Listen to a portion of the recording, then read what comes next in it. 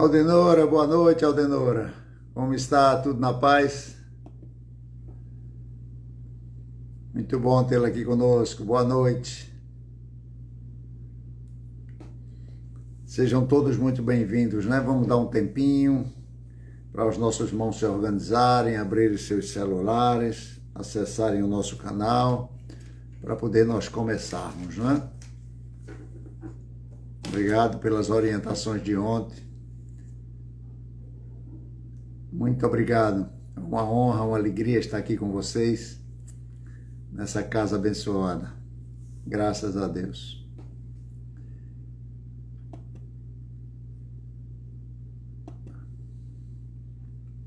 Só dar um tempinho para que as pessoas poderem ir chegando, para a gente fazer nossa prece inicial e dar início ao nosso trabalho, na santa e divina paz.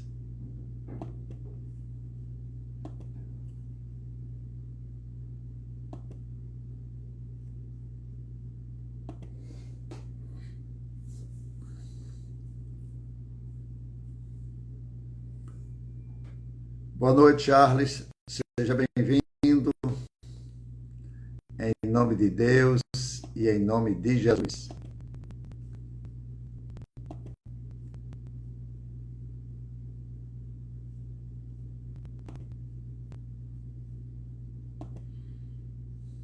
Vou abrir esse aqui para colocarmos.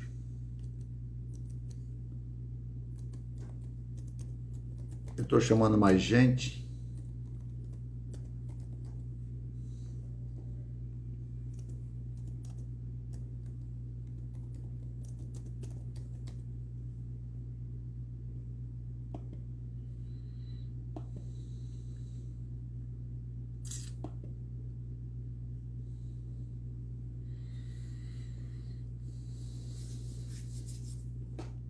Eu sei que está em cima da nossa hora, mas vamos dar aquele tempo necessário e iniciar o nosso trabalho na santa e divina paz. Bom, estamos na nossa hora, né? Nós marcamos para iniciar o nosso trabalho às 8 horas, são 8 horas e 3 minutos, mas como Jesus disse, né, onde 2 ou mais pessoas estivessem reunidas em seu nome, lá ele estaria. Então, é em nome de Deus e em nome de Jesus, nosso Mestre amado, em nome do nosso Pai querido, nosso Deus querido amado, que nós vamos fazer a nossa prece para agradecermos a oportunidade de estarmos reunidos em seu nome, estudando o seu Evangelho e aprendendo um pouco mais sobre as verdades espirituais. Permita, Senhor, que durante todo o momento em que estivermos com o pensamento elevado a Ti, que nós possamos sentir a Tua presença junto a nós, pois foi Tu mesmo que disseste que quando 2 ou mais pessoas estivessem reunidas em Teu nome, Tu lá estarias. Que a Tua presença, representada pela espiritualidade amiga, possa ela nos amparar, nos envolver, nos intuir, para que nós possamos todos, Senhor, terminarmos esse trabalho na certeza de que estamos no caminho que nos levará ao nosso Pai Celestial. Hoje nós temos a grata satisfação, né, de termos sido convidados para essa casa abençoada, o Centro Espírita 9 de outubro, tem uma história linda. É a data do nascimento do nosso querido Djalma de Farias, 9 de outubro de 1900. Djalma Farias desencarnou em 1950, jovem, 50 aninhos, mas para aquela época, né, era muito tempo. E em 1953, o 9 de novembro é fundado na cidade de Moreno, que vem até hoje, na luta, se esforçando para levar a palavra de Jesus à luz da doutrina dos Espíritos.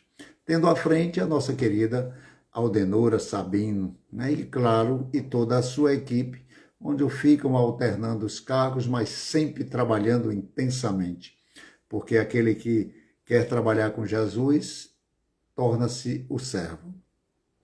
Bom, o espírito errante é uma questão que o Sr. Kardec trabalhou, muito intrigante no Livro dos Espíritos, né, na pergunta 223 a 233, e o senhor Allan Kardec, ele não desconhecia o termo espírito, só que ele era entendido de forma diferente por diversos autores de diferentes ramos da arte, da filosofia e da cultura. E um dos seus primeiros cuidados ao escrever o Livro dos Espíritos foi definir o que ele entendia por alma, nos apresentando a concepção de 3 tradições de pensamentos: a materialista, a panteísta e a espiritualista. Os materialistas não aceitam a alma ou entendem que o que se atribui a ela não passa de propriedades do organismo humano. Uns dizem que as faculdades humanas são produtos do organismo, da hereditariedade, né? Já os panteístas, eles propõem a indivisibilidade entre o conceito de Deus e do universo, ou seja, Deus e o universo é uma coisa só. E o professor Kardec, né, ainda rivail, possivelmente, ele teve contato com essas teses panteístas de Plotino, né, de Spinoza, e com as teses panteístas das doutrinas orientais, como as doutrinas hinduístas e as doutrinas dos budistas. É uma das ideias panteístas que ele destacou, afirmava que o princípio inteligente, né, seria extraído de todo o universo ao nascer e que após a morte retornaria ao todo, perdendo a sua individualidade, como as gotas da chuva quando caem no oceano. Então a individualidade seria, por consequência, uma ilusão a que estamos temporariamente sujeitos, né? Como muitas pessoas dizem, essa vida é uma ilusão. Mas a concepção espiritualista propõe a existência de um ser moral, distinto e independente da matéria, que conserva a sua individualidade após a morte. Ela entende que a inteligência e as outras faculdades psicológicas têm a sua origem nesse ser distinto e não são um mero produto de funcionamento do organismo. Então, esta concepção é aceita por diversas escolas de pensamento, religiões, né, como o catolicismo, os movimentos protestantes, o islamismo, os celtas, e igualmente todos esses são espiritualistas. Como é essa ideia central, o senhor Kardec adicionou outras ideias que ele colheu em comunicação com os espíritos. Então ele considerou melhor criar nomes para esse novo conjunto de concepções sobre espírito que ele denominou, né, para trazer essa doutrina de espiritismo. Então as palavras espiritualismo e espiritualista têm uma concepção muito geral. Qualquer um que acredite que tem em si alguma coisa além da matéria é espiritualista. Então o senhor Kardec, no Livro dos Espíritos, ele fala por que não tem usado estes termos para conceituar a doutrina espírita, para não confundi-las. Porque, de acordo com o codificador do Espiritismo, para as coisas novas precisamos de palavras novas, pois assim exige a clareza de linguagem para evitarmos a confusão inerente aos múltiplos sentidos dos próprios vocábulos. A palavra espiritual, espiritualista, espiritualismo tem uma significação bem definida. Já o termo espiritismo e espírita são neologismos, ou seja, palavras criadas pelo senhor Allan Kardec, possivelmente inspirada pela espiritualidade, né? Palavras cunhadas que não existiam ainda entre nós. Então o senhor Kardec definiu o espiritismo como uma nova ciência que trata da natureza, da origem e da destinação dos espíritos e de suas relações com o mundo corporal. Então o espiritismo está bem definido como essa nova ciência e se distingue das demais disciplinas científicas já estabelecidas e estudadas nas academias, pelo objeto de seu estudo, o elemento espiritual. Então, o elemento espiritual é estudado única e exclusivamente pela doutrina dos espíritos. Na pergunta 76 do Livro dos Espíritos, o Senhor Kardec ele pergunta literalmente aos espíritos que estavam ajudando a ele, né? Qual a definição que se pode ter de espírito? E a resposta foi: pode-se entender que são os seres inteligentes da criação, povoa o universo fora do mundo material. Então, a palavra espírito é empregada aqui para designar as individualidades dos seres extracorpóreos e não mais o elemento universal. Quando o Sr. Allan Kardec, nas obras da codificação, trata do elemento universal, ele usa espírito com E minúsculo. Quando ele está falando, né, do ser imortal, né, do homem moral, ele coloca espírito com E maiúsculo. Então, o Sr. Allan Kardec ele já havia se apropriado do conceito bíblico da palavra alma. Kardec era um homem estudioso, um pedagogo, então teve acesso à Gênese mosaica. E na Gênese mosaica, no capítulo 2, versículo 7, diz assim: então o Senhor Deus ao homem do pó que foi tirado da terra, corpo moldado pelo próprio artista, Deus, e lhe soprou nas narinas o fôlego da vida, que é o espírito no original. E o homem passou a ser alma vidente. Então, senhor desse conhecimento, ele pergunta também aos espíritos, porque ele já fazia uma ideia, mas a doutrina é dos espíritos, e ele pergunta: o que é a alma?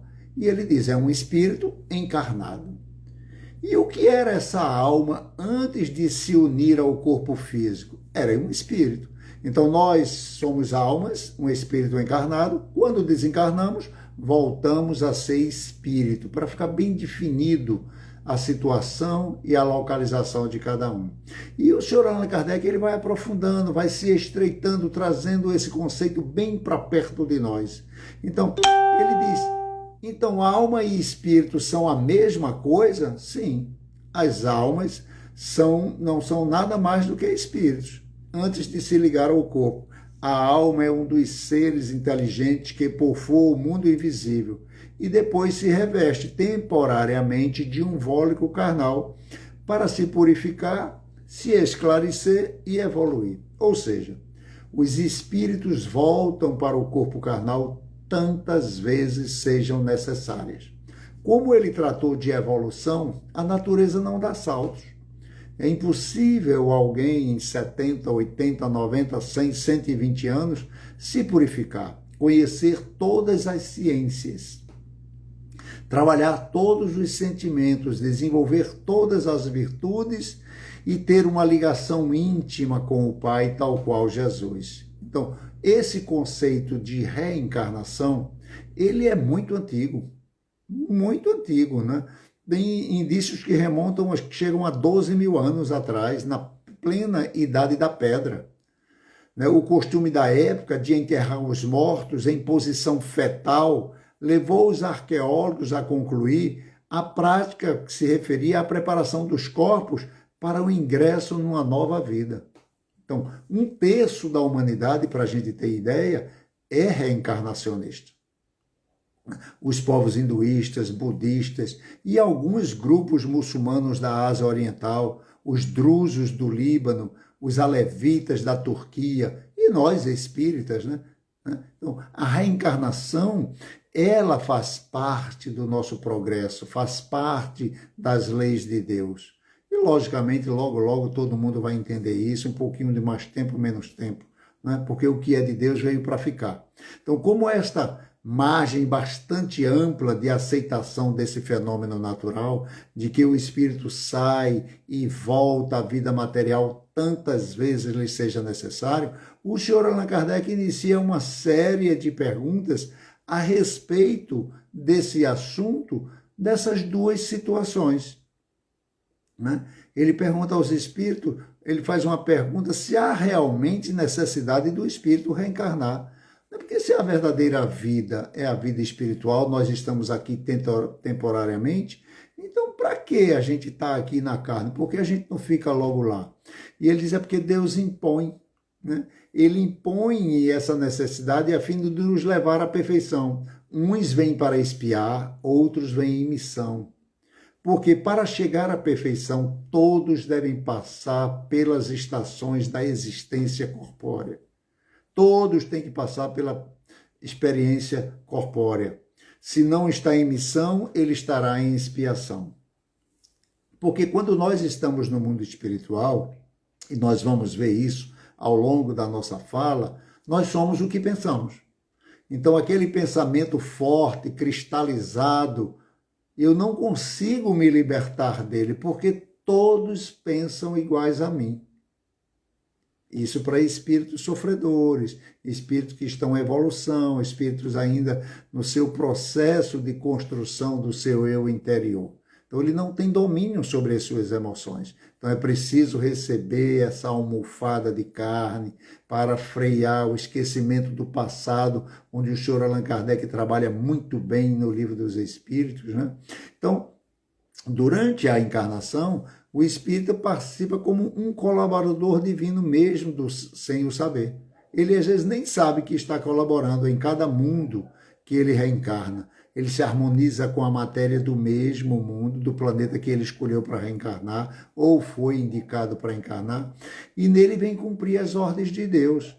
Todos nós temos missão, a paternidade, a maternidade, nossas obrigações sociais, o cuidado com a natureza, o cuidado com o nosso veículo físico, com o nosso progresso intelectual e moral, isso é uma missão.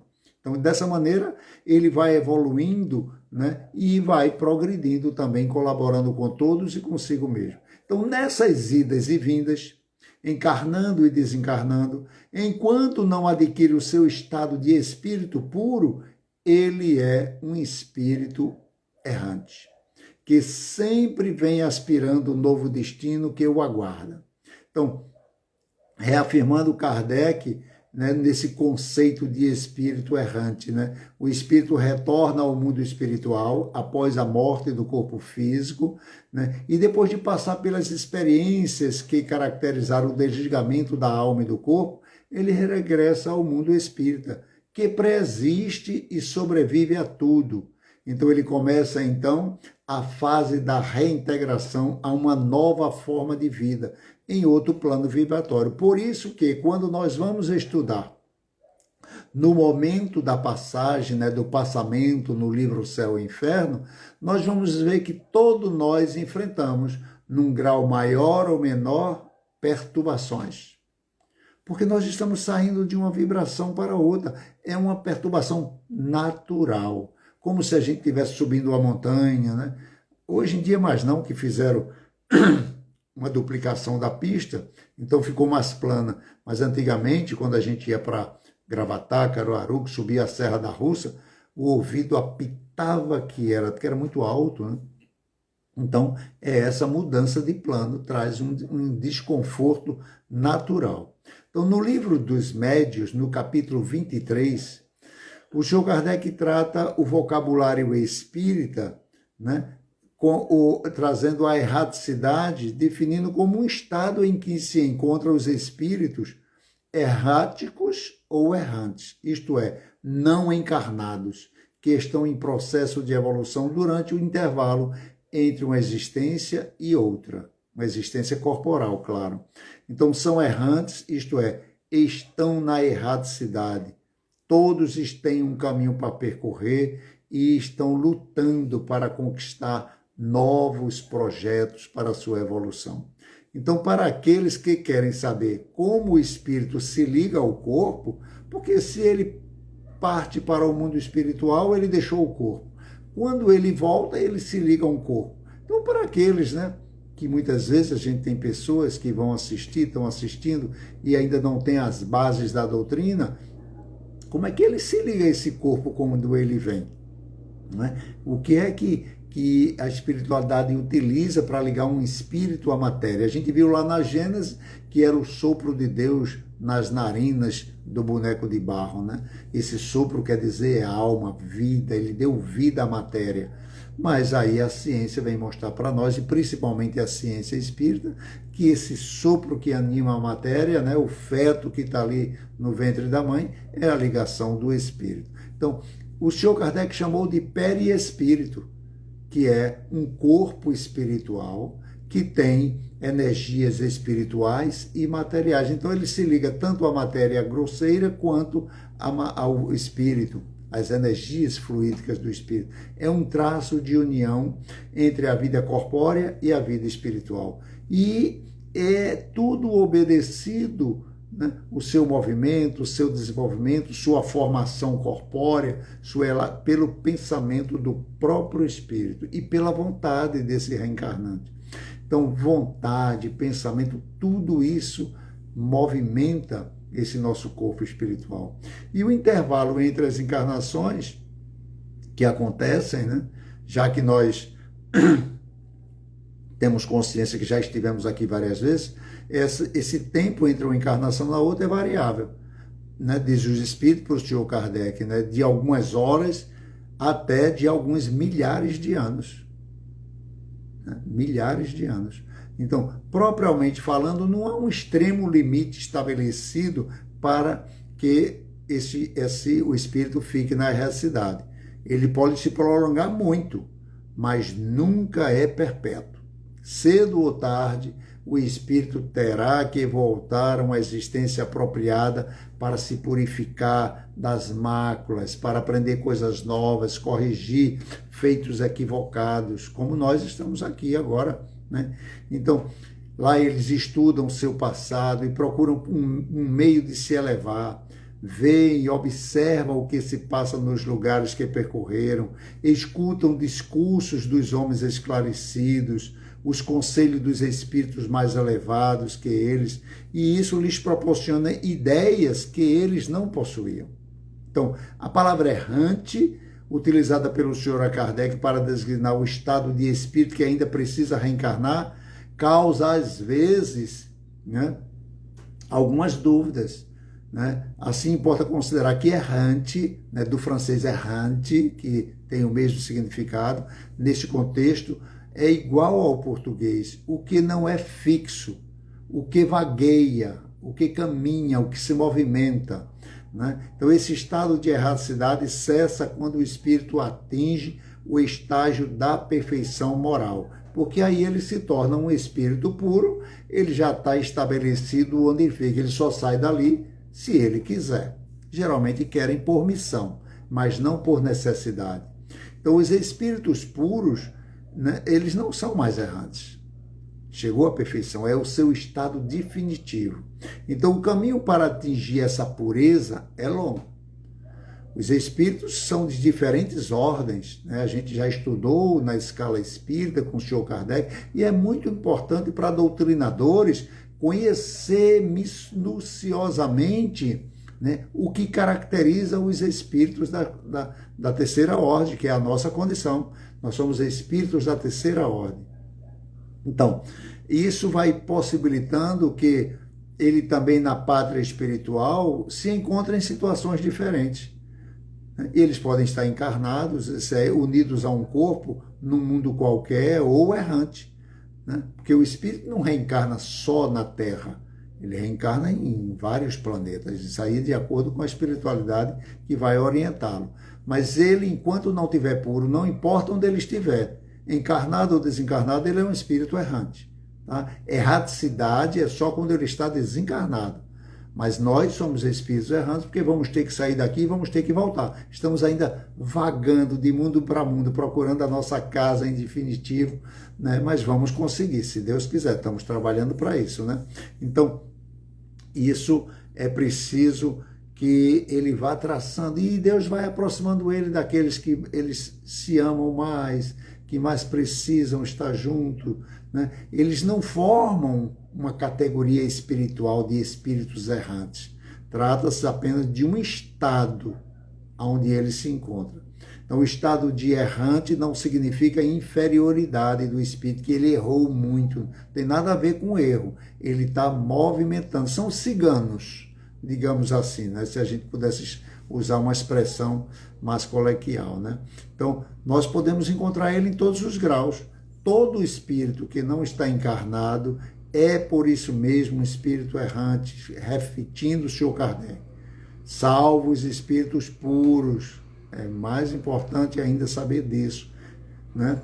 Então, não devemos passar para outras encarnações, né, se não tivermos aprendido o que nós aprendemos nessa agora. Senão nós vamos repetir a nossa lição se mantermos na mesma sala de aula. Então, o senhor Kardec, ele nesse diálogo com os espíritos superiores, ele quer saber se, sendo a encarnação um estado transitório, ora, se nós estamos aqui de passagem, né, a erraticidade é realmente o estado normal dos espíritos, e esse estado não lhe é forçosamente uma expiação, né? Ora, nós sabemos aqui, todos nós sabemos, se não estamos sabendo, precisamos nos conscientizar disso, que vamos ter que voltar. Então veja só, quando a gente para pensar que vamos para a pátria espiritual, né? Alguns de nós, dependendo como vai desencarnar, pode se tornar obsessor de alguém. Depende da hora da passagem. Se estava com raiva, com ódio, se estava viciado, se estava intolerante, né? Depende da vibração emocional e consciencial que está passando para o outro lado. Não importa se era espírita, orador, palestrante, dirigente de centro, passista, não. A hora da passagem é fundamental. Por isso que Jesus nos traz o orai e vigiai. Orai e vigiai, para não cairdes em tentação. Né? É até o último segundo. Está ali no hospital, entubado, os médicos falando besteira, dizendo que vai fazer isso, e você em prece, para sair do corpo em prece, ou voltar para casa em prece. Pensamento em prece positivo é tudo de bom para nós. Criar o hábito de orar e vigiar. Então, nesse estado transitório, o senhor Kardec quer saber, ora, e depois eu vou ficar lá quanto tempo, não sei, só Deus sabe. E aí vou ter que voltar para a carne de novo, entrar no esquecimento do passado, no ventre da mãe, aprender a alfabetização, porque a gente não fica lá. Ele diz, aí o senhor Kardec diz, são felizes ou desventurados todos que vão para a parte espiritual, conforme o seu grau de elevação e o bem ou o mal que hajam praticado. Então, é natural, não tem punição, não tem castigo. Naturalmente, nós vamos ser conduzidos para um local de acordo com a nossa evolução. Então, é simples assim. Então, a doutrina espírita ela é fabulosa porque ela tem muitos trabalhos sociais, onde nós nos misturamos com todo tipo de trabalhador, com todo tipo de assistente, ninguém sabe quem é quem, porque o que importa para nós é a caridade. A caridade é o que importa, é o que estamos fazendo, e não quem está fazendo, que cargo está exercendo. É o que tem que ser feito, não importa se é lavar um banheiro, se é ciscar um quintal, se é arrumar as cadeirinhas na sala, se é limpar o ventilador, se é chamar na fila de 1 a 10 para alguém fazer um tratamento, dar um atendimento fraterno, aplicar um passe, tudo é trabalho do Senhor. Porque exatamente o que Jesus disse a João Evangelista, dos nascidos de mulher, tu és o maior, mas no reino do meu Pai, tu és o menor. Todos nós, espíritas, tivemos o prazer, a gratificação, a satisfação de assistir Nosso Lar. André Luiz, médico renomado, quando ele chega, que tem consciência de onde está e que precisa trabalhar, não tem outro jeito, tem que trabalhar, ele quer trabalhar como médico. E a gente não pode esquecer disso. A medicina no mundo espiritual, a ciência no mundo espiritual é outra. Não tem nada a ver com o que a gente pensa aqui. Engenheiro, doutor, advogado, médico, pós-doutorado, filósofo. Aproveite aqui, ganhe o seu sustento honestamente, mas quando chegar do outro lado, se eu não levar na mochila a caridade, eu chego como mendigo. E a primeira tarefa dele, ser faxineiro. Limpar o chão, os vômitos, as gosmas ali dos doentes, lá na colônia Nosso Lar. porque ele precisava fazer o serviço com amor. Não é o tipo do serviço que é mais importante, é a quantidade de amor que eu coloco no que eu faço. O senhor Kardec, no Evangelho de Chico Xavier, com Carlos Bacelli, ele traz um texto que se chama Texto Umbral e comenta sobre a erraticidade. E Emmanuel é quem faz esse comentário. Ele diz que várias vezes Chico Xavier visitou com Emmanuel e com André Luiz as regiões do umbral. Não viu por lá nenhuma criança sequer, mas pôde observar muitos pais que se responsabilizaram pela queda dos filhos. Mais pais do que mães. Muitas mulheres são vítimas de serem os maridos. Foram abandonadas por eles, lutando sozinhas com a educação dos seus filhos. É um caso difícil. A reencarnação para muitos espíritos é um processo doloroso. Então, quando vemos pessoas trabalhando com a criança, sinceramente empenhadas na sua educação, alguns tomam conta de creches, uma multidão de crianças, professores de alfabetização, ali os primeiros passos, né? São espíritos que reencarnam com a missão de resgate. A gente costuma dizer que se trata de espíritos missionários. Estão na missão, sim, mas é a missão de quitar débitos. Isso é dito por Chico Xavier. O umbral é a erraticidade mencionada por Allan Kardec. Os espíritos sofredores, errantes, que não conseguem ascender às regiões superiores, permanecem na expectativa de um novo corpo. Então, é espírito que reencarna de qualquer jeito. Não dá para escolher a família, a raça e o sexo.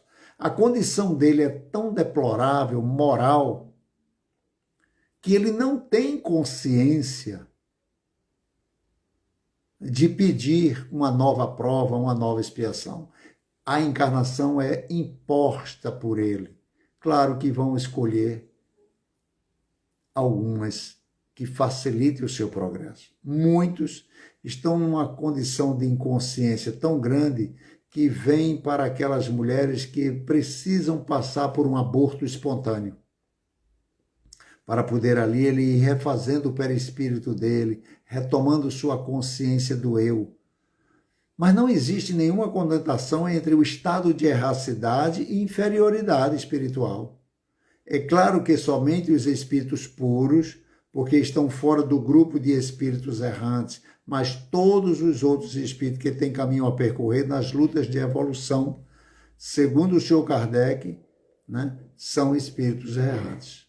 Né? Então, espíritos que já atingiram a penúltima classe da escala analisada na questão 100 e seguintes de O Livro dos Espíritos, estão todos na fila da reencarnação. São, então, lógico, espíritos errantes. Importante a gente entender essa escala, onde eu trouxe algumas pinceladas para reavivar a nossa mente, né? E para aqueles que já têm ela de cor, me perdoem. Né? São espíritos da terceira ordem, para a gente também, porque a gente vê na pergunta 919, o senhor Allan Kardec perguntar qual o meio mais prático e mais eficaz que tem o homem, né, de se livrar do mal e combater as suas más inclinações. E a resposta é simples: conhece-te a ti mesmo. Então, o primeiro conhecimento que nós temos de nós mesmos é que nós somos espíritos da terceira ordem. Então, ninguém queira ser melhor do que ninguém, porque isso... Não, espírito da terceira ordem. Enquanto eu não passar de ordem até desencarnar, chegar na pátria espiritual, ser avaliado, eu mesmo me autoavaliar, nós estamos espírito da terceira ordem. Porque o processo de transformação ele vai ser natural. Eu posso até, pela espiritualidade superior, qualquer um de nós já está sendo considerado espíritos já no finalzinho da terceira ordem, dando um pulinho para a segunda ordem.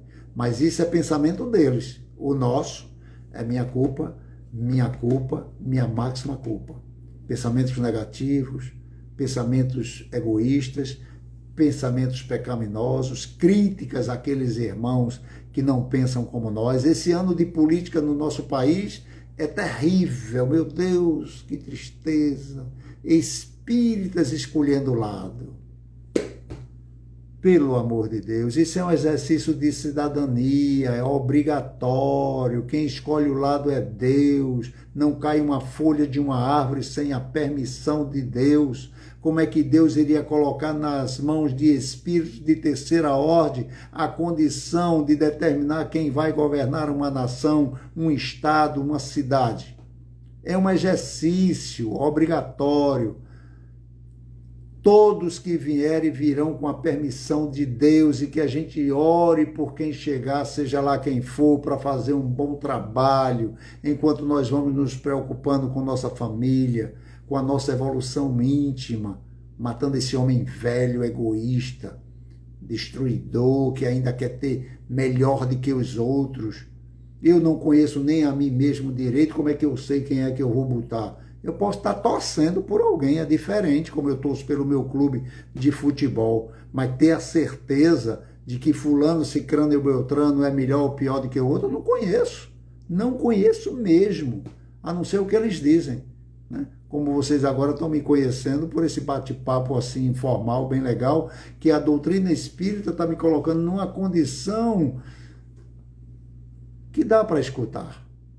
Mas isso não é Júlio na sua totalidade, na sua integralidade. Só eu sei a luta que eu tenho diária para vencer as minhas más inclinações, e mais ninguém. Então, que cada um se preocupe com a sua individualidade, com a sua evolução, e orem para que seja, como diz o nosso Pai Nosso. Ou, afinal de contas, a gente usa aquele Pai Nosso, ou não ora o Pai Nosso, que seja feita, Senhor, a vossa vontade. E agora eu vou brigar para que seja a minha vontade, pelo amor de Deus. Então o espírito da terceira ordem, ele se classifica no seu grau de desenvolvimento, nas qualidades já adquiridas e as imperfeições de que ainda não se livraram. Somos nós.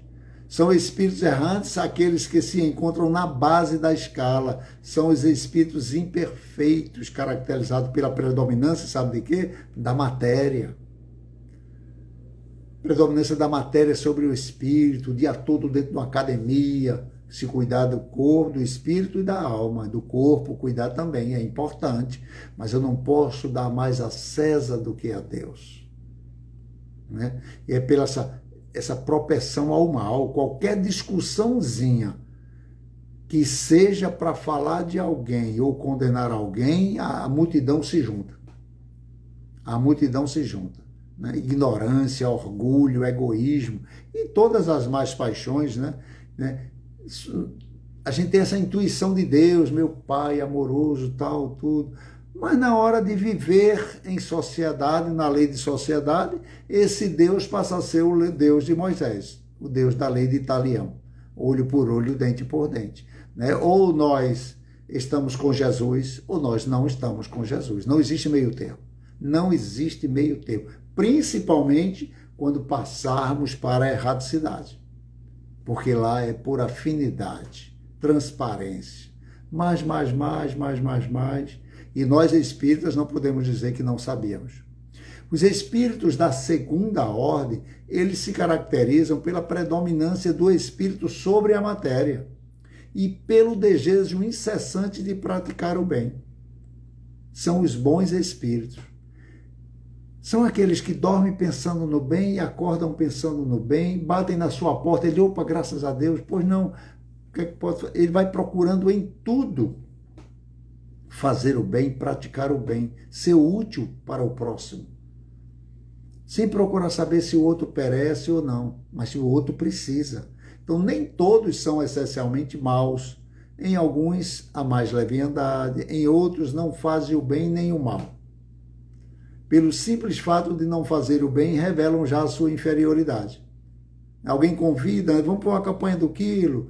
Não, mas é porque hoje, mas é porque amanhã, é porque depois. Aí quando convida para o churrasco, aí não tem chuva, não tem sol, não tem... É da categoria de espírito da terceira. Isso não é crítica, não, é uma realidade. Claro, alguns mais, outros menos. Alguns estão se policiando mais, alguns se cercaram de tantas obrigações que é para nem ter tempo de pensar em fazer outra coisa. Vixe Maria, não sei como é que fulano dá conta. Ave Maria, pá, é tanta coisa. E se for mulher, pronto, aí é que escolheu mesmo para dar um passo bem longo, porque pense num espírito para não parar de trabalhar de manhã, de tarde e de noite, e dorme sonhando com o filho que está fora de casa, e eu só vou dormir quando ele chegar, e o marmanjo já tem 30 anos, e a pessoa não dorme porque ele está na rua. Coração de mãe é isso mesmo, né? Mas é o desenvolvimento do amor incondicional. Então, o caráter desses espíritos se revela na sua linguagem. Todo espírito que nas suas comunicações, olha nós, doutrinadores atentos, ele trai um pensamento mau. E ele pode ser colocado na terceira ordem. Por conseguinte, todo mau pensamento que nos for sugerido provém de um pensamento da terceira ordem. Né? São espíritos impuros, porque são inclinados ao mal. Eles fazem disso o objeto de suas preocupações. Não. Dão conselhos pérfidos, esses espíritos impuros, insultam a discórdia, a desconfiança, usam de todos os disfarces para enganar. Ave Maria, né? Lobos vestidos de ovelhas, só tem bonzinho esse ano no nosso país. Não tem um demônio, só tem santo. Chega, a gente fica com dificuldade de saber quem é quem. Por isso que é um exercício que tem que ser muito bem pensado, muito prático. Mas isso tudo para particularmente. Não tenho que passar isso para ninguém, porque eu estou me responsabilizando pelo que os outros pensam, pelo que os outros passam, pelo que os outros acreditam. Então, é importante ter esse pensamento voltado para o alto, sempre atentos, né? Para que a gente não se perca nessas leviandades, né, que a gente vê lá na escala espírita, né? Malignos, né, inconsequentes, zombeteiros, brincalhões, se metem em tudo. Olha, não importa, onde tiver uma multidão fazendo seja lá o que for, e se for de graça, aí é que eu vou mesmo. Aí você vê aquela multidão toda, que às vezes você vai perguntar o que é que ele está fazendo ali, ele nem sabe. Não, todo mundo veio, passou um caminhão aqui, um ônibus, chamaram a gente para uma festa, deram um sanduíche, e aí a gente estava desempregado mesmo, sem fazer nada, e aí aproveitou e veio conhecer a cidade, veio conhecer as pessoas. É assim, vivem assim, vagando mesmo estando encarnado, né? E agora, o grande cuidado que nós temos que ter, né? Tanto que o Senhor Kardec trabalha, né? Os profetas, os falsos profetas da erraticidade, que são esses que estão na erraticidade, né? Os pseudo-sábios. Eles têm muito conhecimento, muita sabedoria, alguns conhecem os evangelhos de cor, o Velho Testamento, o Alcorão, conhecem de cor. Quando você vai doutrinar um espírito desse, se não tiver estudo, se não tiver caridade, se não enxergar nele um irmão de verdade, não consegue não. Nem manter um diálogo formal, um diálogo de amizade, né? Quanto mais doutrinar mesmo, né? Então, é nesse sentido que nós temos que estar atentos na sua linguagem, seus interesses, o que é que veio fazer aqui, para poder, né, não cairmos em armadilhas de lobos, né? Então, e tem uns que vêm só visitar, estão na erraticidade, são neutros, né? Não fazem o bem, não fazem o mal, nem, né? Tanto faz, tudo bem, não, eu vim só dar uma olhada, que não, estava passando, eu acompanhei ela, eu vi ela entrar aqui, eu achei interessante, vim ver o que é, mas ainda estão apegadas às coisas desse mundo. Você vê, se interessou se você vê, se interessou pela roupa da pessoa, pelos adereços, né? Pelo interesse mental que estava naquela pessoa, porque ele leu os pensamentos, né? Então, o nosso processo aqui é a gente passar, mesmo como errante, para a escala dos bons espíritos, porque aí nós vamos ter predomínio sobre a matéria. Quando nós estivermos na erraticidade, nós não vamos estar preocupados com o que a gente deixou, porque a gente sabe que já fez bom uso e isso não nos interessa mais. E quando chegarmos lá, que isso é um processo que devemos fazer desde agora, desde já.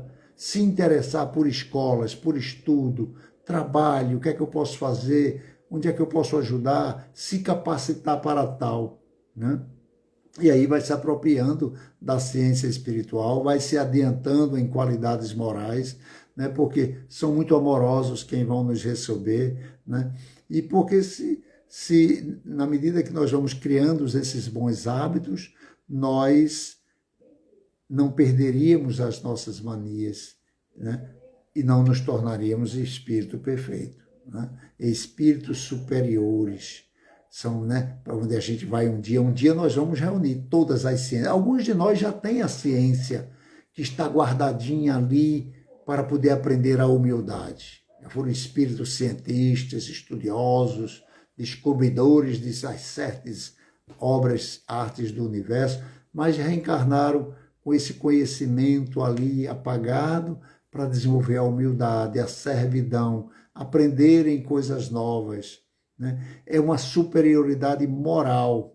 A gente tem essas pessoas, né, que passam por a gente e a gente tem vontade assim de se curvar, né, de beijar suas mãos, né, reverenciar, porque são autoridades morais. Isso acontecia muito com o nosso querido Chico Xavier, né, quando os espíritos sabem perfeitamente o que fazem, pelo uso do livre-arbítrio, são espíritos que já dominam a si mesmo, né? Então é preciso a gente entender esse processo de uma vida só, ora no corpo, fora do corpo, né? Porque tem espíritos que quando vão para a erradicidade, eles pedem também um prolongamento maior lá, para conseguir estudar mais, se capacitar mais, se preparar mais, porque ele sabe que o que ele vai enfrentar não será fácil. Então ele precisa criar uma estrutura de resignação, de conhecimento e também a fé de que ele não virá só, virá com protetores, virá com amigos. Eu sempre digo isso quando é oportuno, de mim mesmo. Eu tenho 14 irmãos, a mãe desencarnou muito cedo, o pai eu tinha 15 anos e a vida ela foi sendo tomada num jovem, né, que ainda não era evangelizado, com aprendizados, buscando com esses irmãos e com a escola da vida aprender, sempre estudando, que meu pai nunca abriu mão dos estudos e os irmãos ajudavam. Mas eu tenho certeza absoluta, não tenho dúvida, de que quando eu estava me preparando para reencarnar, eu duvidei se devia vir ou não. Eu tremi.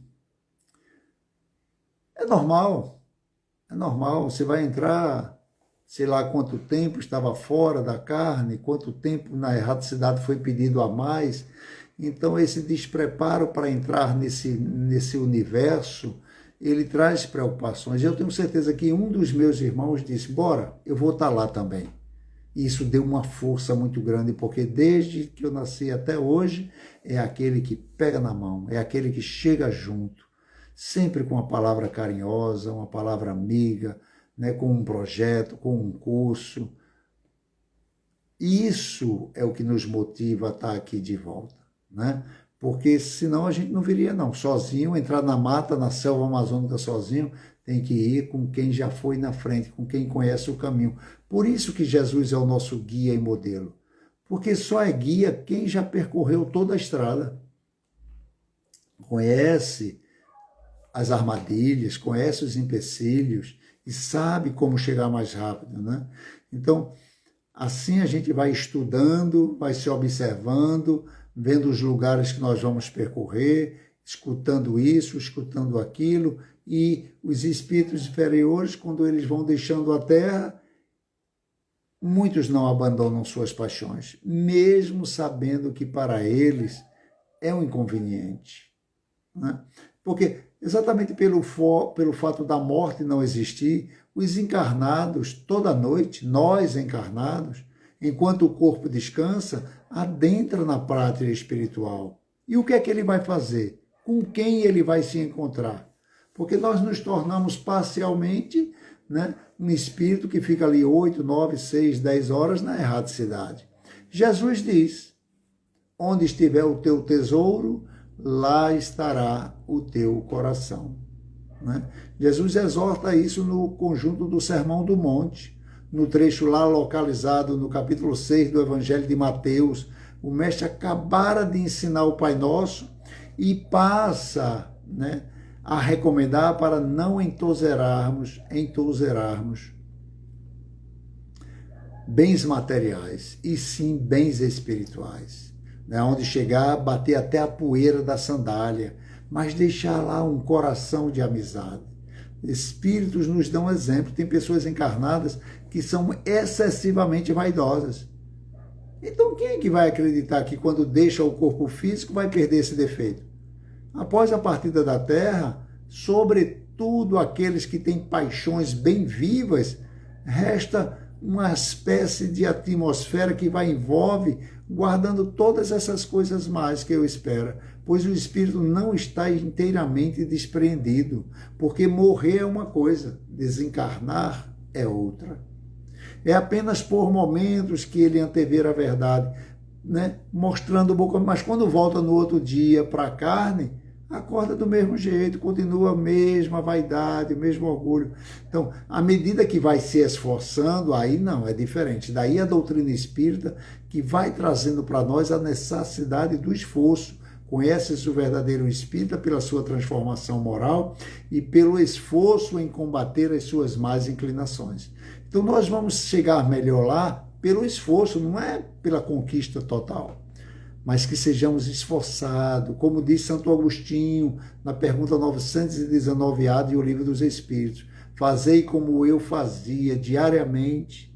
Antes de deitar, eu perguntava a mim mesmo se por onde eu passei eu fiz todo o bem que estava ao meu alcance, ou se eu criei algum problema para alguém. Né? Diariamente, não é feito a gente faz não, no final do ano, agora vamos fazer uma avaliação do ano para ver como foi nosso ano. E eu me lembro mais o que é que eu fiz em janeiro, fevereiro, tem que ser todo dia. E mesmo de noite, quando a gente para, eu fui para a feira, eu fui para o trabalho, no trabalho foi legal. Né? Mas procurar saber mesmo se a gente tratou todo mundo como gostaríamos de ser tratado.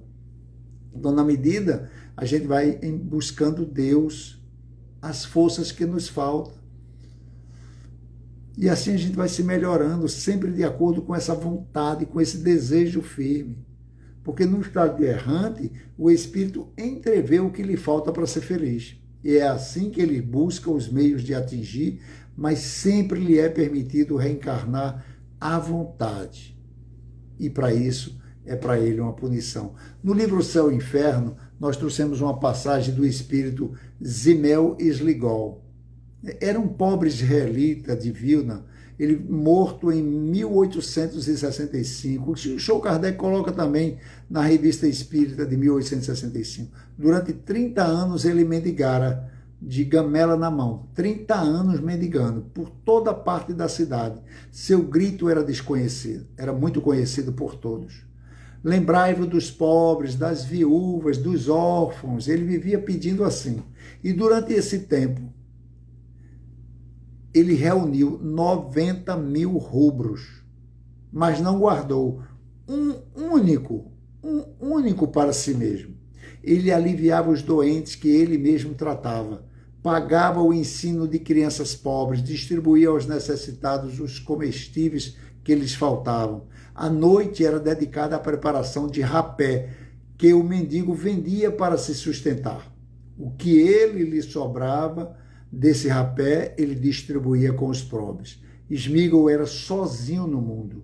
No dia do seu enterro, uma grande parte da população da cidade seguia o seu cortejo fúnebre e as lojas ficaram fechadas.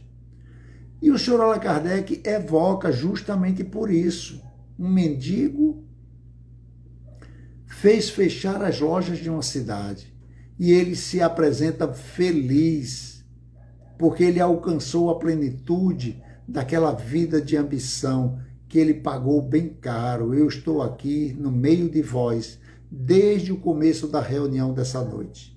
E eu vos agradeço por ocupardes do meu espírito, do pobre mendigo, que com alegria vai tentar responder algumas perguntas. eu tenho a liberdade de dizer o mais brevemente possível quais são as causas que motivaram a determinação da minha última existência. Há vários séculos, eu vivia como um título de rei, ou pelo menos um príncipe soberano. E era o senhor absoluto do destino dos meus súditos. Eu agia como tirano, digamos a palavra, como carrasco, de caráter impiedoso, violento, avaro e sensual. Vós vedes daqui qual devia ser o destino dos pobres seres que viviam sobre as minhas leis. Eu oprimia os fracos, todos tinham de servir às minhas paixões, não importando as dores que ele causava. Ninguém podia mendigar sem antes me pagar pedindo permissão. Não permitia que um ajudasse ao outro, para que não diminuíssem a quantidade de mendigos sobre os meus súditos. Numa palavra, eu fui tudo o que há de mais implacável para com o sofrimento e a miséria dos outros. Por fim, o que chamais de vida em tormentos e sofrimentos horríveis, minha morte foi um exemplo de terror. Permaneci no estado de espírito errante durante 3 séculos e meio, 350 anos, vindo a compreender que o objetivo da encarnação que obtive graças às preces dos senhores, a resignação e lamentos, a permissão de tomar a tarefa material, de suportar os mesmos sofrimentos e mais ainda os que eu fizeram os outros sofrer. Então Deus deixou-me o direito, pelo meu livre-arbítrio, de ampliar meus sofrimentos morais e físicos.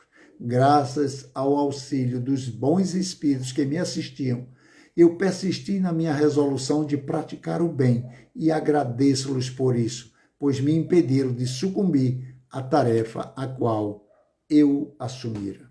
Então, nessa existência, eu resgatei pela abnegação e pela caridade pura o que tivera de cruel e injusto anteriormente. Nasci de pais pobres, órfão desde cedo, aprendi a bastar-me a mim mesmo na idade em que ainda era considerado incapaz de compreender. Vivi sozinho, sem amor, sem afeições e mesmo no coração da vida suportei a brutalidade que exercera sobre os outros. Diz que a soma recolhida por mim, todas consagradas ao alívio dos meus semelhantes, é um fato. É verdade, eu realmente fiz isso. E sem orgulho, acrescento que muitas vezes, ao preço de privações voluntárias fortíssimas, eu aumentei o bem que a caridade publica e me permitia fazer. Morri com calma, confiante no prêmio que obtive, a reparação feita da minha última existência, e sou recompensado, além de minhas secretas aspirações. Hoje eu sou feliz, muito feliz, por poder dizer-vos que todo aquele que se elevar será rebaixado, e todo aquele que se humilhar será exaltado. E o querido Cassimiro Cunha, através do nosso querido e amado Chico Xavier, na obra Parnaso de Além Túmulo, ele diz: Espiritismo é uma luz, gloriosa, divina e forte, que clareia por toda a vida e ilumina além da morte. É a árvore verde e farta nos caminhos da esperança, toda aberta em flor e fruto de verdade e de bonança. É uma fonte generosa de compreensão compassiva, derramando por toda parte o conforto da água viva. É a claridade bendita do bem que aniquila o mal. É o derramamento sublime da vida espiritual. É o templo da caridade em que a virtude oficia e onde a bênção da bondade é flor de eterna alegria. Portanto, se busca o Espiritismo, norteia-te em tua luz, porque o Espiritismo é a escola e o mestre amado é Jesus. Meus queridos irmãos, muito obrigado por essa oportunidade de estarmos juntos. Minha querida Carmélia, que está sempre nos dando força, nos apoiando, né? Aldenora, muito feliz com todos vocês, com Marcos, né? Com quem esteve aqui mais, né? A Martos, Cláudia, então, que Jesus possa estar no meio de nós e que nós possamos continuar orando uns pelos outros, né? Para que nós possamos, durante o desdobramento do sono, ser convidado pela espiritualidade amiga para formarmos uma equipe, se não for para trabalhar, mas para nos capacitarmos para muitas tarefas que nos aguardam. Muita paz.